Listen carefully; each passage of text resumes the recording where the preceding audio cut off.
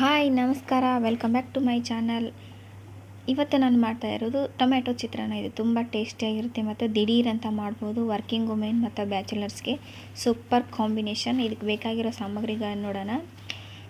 ಸ್ವಲ್ಪ ಜೀರಿಗೆ, 1 ಟೇಬಲ್ ಸ್ಪೂನಷ್ಟು ಸಾಸಿವೆಯನ್ನು ತೆಗೆದುಕೊಳ್ಳಿ. ಒಗ್ಗರಣೆಗೆ ಇವೆಲ್ಲ ಒಗ್ಗರಣೆಗೆ ಬೇಕಾಗಿರೋದು ಸಾಮಗ್ರಿಗಳು. ಸೊ ಇದಕ್ಕೆ ಸ್ವಲ್ಪ ಉದ್ದಿನಬೇಳೆ ಮತ್ತು ಕಡಲೆಬೇಳೆಯನ್ನು ತೆಗೆದುಕೊಳ್ಳೋಣ. ಅದ್ರ ಜೊತೆ ಶೇಂಗಾ ತೆಗೆದುಕೊಳ್ಳೋಣ.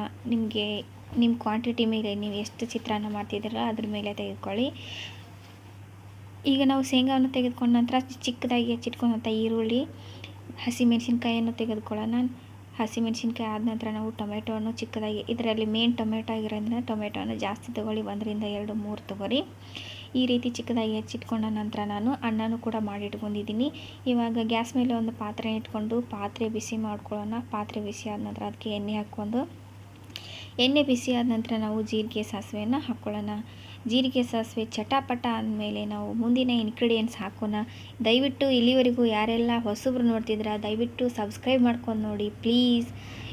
ತುಂಬ ಹೆಲ್ಪ್ ಆಗುತ್ತೆ ನಿಮ್ಮಿಂದ. ಶೇರ್ ಮಾಡೋದನ್ನು ಮರಿಬೇಡಿ ಫ್ರೆಂಡ್ಸ್. ನಿಮ್ಮಲ್ಲಿ ದಯವಿಟ್ಟು ವಿನಂತಿಪೂರ್ವಕವಾಗಿ ಮಾಡ್ಕೊಳ್ತೀನಿ, ಸಬ್ಸ್ಕ್ರೈಬ್ ಮಾಡ್ಕೊಂಡು ನೋಡಿ. ಇವಾಗ ನಾನು ಎಣ್ಣೆಗೆ ಜೀರಿಗೆ ಮತ್ತು ಸಾಸಿವೆಯನ್ನು ಹಾಕ್ತಾಯಿದ್ದೀನಿ. ಅದ್ರ ಜೊತೆ ಉದ್ದಿನಬೇಳೆ, ಕಡಲೆಬೇಳೆ ಮತ್ತು ಶೇಂಗಾವನ್ನು ಕೂಡ ಹಾಕ್ಕೊಳ್ತಾ ಇದ್ದೀನಿ. ಇವು ಎಣ್ಣೆಯಲ್ಲಿ ಡೀಪ್ ಫ್ರೈ ಆಗುವವರೆಗೂ ಸ್ವಲ್ಪ ಚೆನ್ನಾಗಿ ಬಾಡಿಸ್ಕೋಬೇಕು. ಕಂದು ಬಣ್ಣ ಬರೋವರೆಗೂ ಅದನ್ನು ಬಾಡಿಸ್ಕೊಂಡು ತೊಗೋಬೇಕು. ಇಲ್ಲಾಂದರೆ ಹಸಿ ಹಸಿ ವಾಸನೆ ಸಿಗುತ್ತೆ. ಯಾಕೆಂದರೆ ಇದು ಕ್ವಿಕ್ಕಾಗಿ ಮಾಡೋದಲ್ವ, ಇದೇನು ಕುದಿಯಲ್ಲ, ಹವೆಯಲ್ಲಿ ಬೇಯ್ಕೊಳ್ಳಲ್ಲ.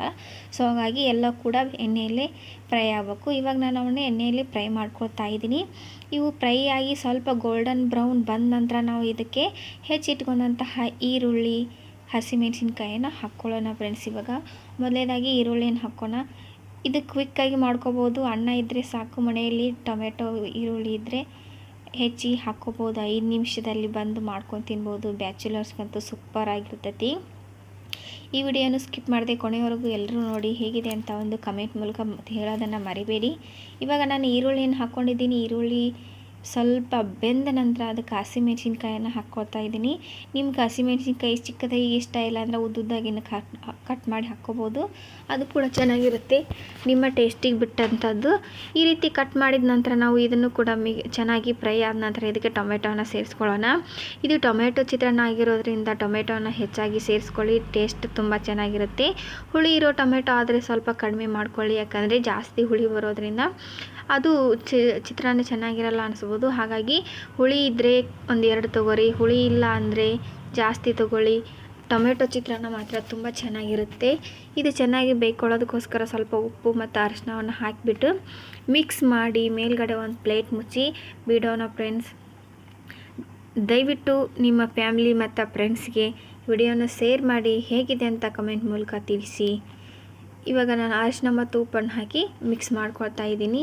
ಇದನ್ನು ಪಟಾಪಟ್ ಅಂತ ಮಾಡ್ಕೊಂಡು 5 ನಿಮಿಷದಲ್ಲಿ ರೆಡಿ ಆಗುತ್ತೆ. ಇದು ನೀವು ನಿಂಬೆಹಣ್ಣಿನ ಚಿತ್ರಾನ್ನ ನೋಡಿರ್ತೀರ, ಹುಳಿ ಅಂತ ಮಾಡ್ತಾರೆ, ಇದು ಹುಣಸೆ ಹಣ್ಣಿನಿಂದ, ಅದನ್ನು ನೋಡಿರ್ತೀರ. ಬಟ್ ಟೊಮೆಟೊ ಚಿತ್ರಾನ್ನ ಮಾಡ್ಕೊತೀನಿ, ತುಂಬ ಚೆನ್ನಾಗಿರುತ್ತೆ, ತುಂಬ ಟೇಸ್ಟಿಯಾಗಿರುತ್ತೆ. ಮಕ್ಕಳು, ಮನೆ ಮಂದಿ ಎಲ್ಲರೂ ಕೂಡ ಇಷ್ಟಪಟ್ಟು ತಿಂತಾರೆ. ಸೊ ಇವಾಗ ನಮ್ಮದು ಚಿತ್ರಾನ್ನದ ಗೊಜ್ಜು ರೆಡಿ ಆಯಿತು. ಇದಕ್ಕೆ ನಾವು ಸ್ವಲ್ಪ ಲಾಸ್ಟಿಗೆ ಕೊತ್ತಂಬರಿ ಸೊಪ್ಪನ್ನು ಗಾರ್ನಿಷ್ಗೆ ಹಾಕಿದರೆ ಸಾಕು. ನೋಡಿರಿ, ನಾನು ಟೊಮೆಟೊ ಯಾವ ರೀತಿ ಬೆಂದಿದೆ ಅಂತ ತೋರಿಸ್ತಾ ಇದ್ದೀನಿ. ಈ ರೀತಿ ಬೆಂದರೆ ಸಾಕು. ಇದಕ್ಕೆ ಯಾವುದೇ ರೀತಿ ನೀರು ಹಾಕುವಂಥ ಅವಶ್ಯಕತೆ ಇಲ್ಲ ಫ್ರೆಂಡ್ಸ್, ತುಂಬ ಟೇಸ್ಟಿಯಾಗಿರುತ್ತೆ. ಇವಾಗ ನಾನು 1 ಬೌಲ್ ಅನ್ನ ಇಟ್ಕೊಂಡಿದ್ದೀನಿ. ಆ ಅನ್ನನ ಇದಕ್ಕೆ ಹಾಕ್ಕೊಂಡು ಮಿಕ್ಸ್ ಮಾಡ್ಕೊಳ್ತಾ ಇದ್ದೀನಿ ಫ್ರೆಂಡ್ಸ್. ನೋಡಿ, ಇದೇ ರೀತಿ ಎಲ್ಲವನ್ನು ಕೂಡ ಚೆನ್ನಾಗಿ ಮಿಕ್ಸ್ ಮಾಡಿ ತಗೊಳ್ಳಿ. ಆವಾಗ ನಮ್ಮದು ಚಿತ್ರಾನ್ನ, ಟೊಮೆಟೊ ಚಿತ್ರಾನ್ನ ಸೂಪರ್ ಟೇಸ್ಟಿ ಮತ್ತು ಅಷ್ಟೇ ಕ್ವಿಕ್ಕಾಗಿ ಮಾಡ್ಕೋಬೋದು. ಸೊ ನೀವು ಕೂಡ ಇದೇ ರೀತಿ ಮನೆಯಲ್ಲಿ ಟ್ರೈ ಮಾಡಿ, ಹೇಗಿದೆ ಅಂತ ಕಮೆಂಟ್ ಮೂಲಕ ಮತ್ತು ಹೇಳೋದನ್ನು ಮರಿಬೇಡಿ. ಹೊಸದಾಗಿ ನೋಡೋರು ಸಬ್ಸ್ಕ್ರೈಬ್ ಮಾಡ್ಕೊಂಡು ನೋಡಿ, ನಿಮ್ಮ ಫ್ಯಾಮಿಲಿ ಫ್ರೆಂಡ್ಸ್ಗೆ ಶೇರ್ ಮಾಡೋದನ್ನು ಮರಿಬೇಡಿ.